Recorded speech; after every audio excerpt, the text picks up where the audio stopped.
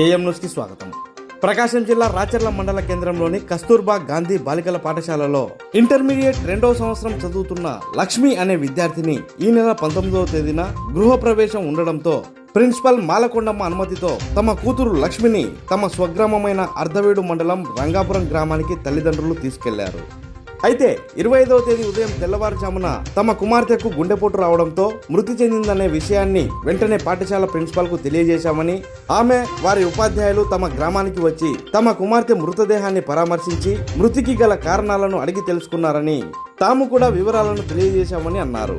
తమ కుమార్తె గుండెపోటుతో సాధారణంగా మరణించిందే తప్ప మరో కారణం లేదని తల్లిదండ్రులు అన్నారు. అయితే దీనిపై కొందరు రాజకీయం చేస్తున్నారని, కేవలం ఇది వాళ్ళ సుప్రయోజనం కోసం చేస్తున్నారే తప్ప తమకు ఇందులో ఎలాంటి సంబంధం లేదని అన్నారు. దయచేసి తమ కుమార్తె చనిపోయిన బాధలలో ఉన్నామని, దీనిని అడ్డం పెట్టుకొని రాజకీయాలు చేయొద్దని విద్యార్థిని లక్ష్మి తల్లిదండ్రులు విజ్ఞప్తి చేశారు. ఈ విషయంపై పాఠశాల ప్రిన్సిపల్ మాలకొండమ్మను వివరణ కోరగా, ఆమె కూడా విద్యార్థిని లక్ష్మి గుండెపోటుతో మరణించినదని కుటుంబ సభ్యులు తెలిపారని, తమ పాఠశాలలో పాపకు ఎలాంటి ఇబ్బందులు లేవని, అందరి పిల్లల్లాగే ఆమెను చూశామని అన్నారు. తాము విద్యార్థుల పట్ల వివక్ష చూపించమని, తమ పిల్లలెంతో తమ పాఠశాలలో చదువుకునే పిల్లలు కూడా తమకంతేనని తెలిపారు. పాఠశాలలో పనిచేసే కొందరు కేవలం అలజడిని సృష్టించాలని, ఏమీ లేకపోయినా ఉన్నట్లు చిత్రీకరించి బయటి వ్యక్తులకు లోపలి విషయాలు చేరవేస్తున్నారని, వాస్తవంగా ఇక్కడ ఎలాంటి పొరపాట్లు జరగడం లేదని ప్రిన్సిపల్ అన్నారు.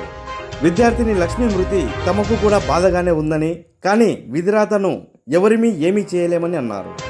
తమ విద్యార్థిని లక్ష్మి కుటుంబ సభ్యులకు తమ ప్రగాఢ సానుభూతిని తెలియజేస్తున్నామని ప్రిన్సిపల్ తెలిపారు.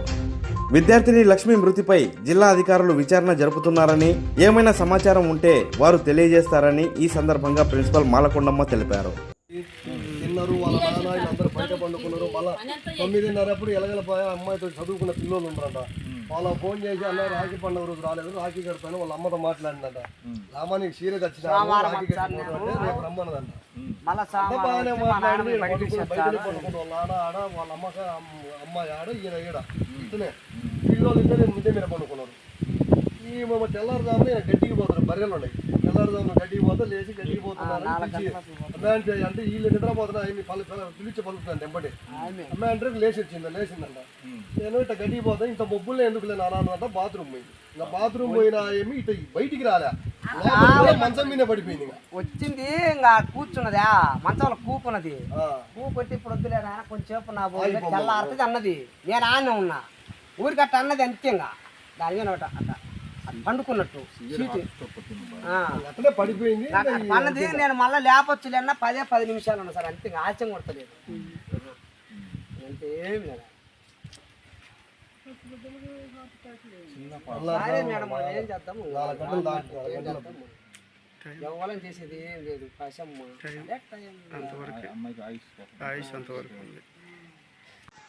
మా అమ్మాయి మా చెల్లి లక్ష్మిని ఇంటి గృహప్రవేశం ఇంటికి తీసుకొచ్చి గృహప్రవేశం చేసి ఆదివారం చికెన్ తినిపించి మళ్ళీ సోమవారం తీసుకెళ్ళి కాలేజీలో వదిలి పెడదాం అనుకునేసరికి ఆదివారం తెల్లారుజాము 4 గంటలకి అమ్మాయి హార్ట్ స్ట్రోక్ వచ్చి చనిపోయింది ఇంట్లోనే. అది మేము నిద్రలో ఉండగా ఎవరూ గమనించలేదు. ఆర్ఎంపీ డాక్టర్ని తీసుకొచ్చి చూపించగా అమ్మాయి ముందే చనిపోయిందని చెప్పారు. కాలేజీలో కానీ స్కూల్లో కానీ మా అమ్మాయికి ఎటువంటి చెడు అలవాట్లు కానీ అలాంటివి ఏం లేవు. దీంట్లో టీచర్కి కానీ ప్రిన్సిపల్కి కానీ ఎవరికి ఏ స్టాఫ్కి కానీ ఏ సంబంధం లేదు. కేజీ ప్రిన్సిపల్ నేను మాట్లాడుతున్నాను. మర్రి లక్ష్మి అనే అమ్మాయిని 19వ తేదీ వాళ్ళ అమ్మ రావడం ఇక్కడ జరిగింది. ఇంటి గృహప్రవేశం ఉందని చెప్పేసి తీసుకెళ్లారు. తీసుకెళ్ళిన తర్వాత 25 వాళ్ళ అమ్మ వచ్చారు, ఈవినింగ్ లోపు తీసుకెళ్లారు. 25వ తేదీ మార్నింగ్ వాళ్ళు పేరెంట్స్ ఫోన్ చేశారు.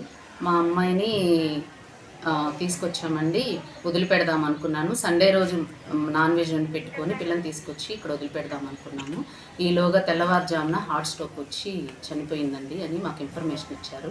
అప్పుడు మేము మా సిబ్బంది వెళ్ళి అక్కడికి ఏం జరిగిందో తెలుసుకొని రావడం జరిగింది.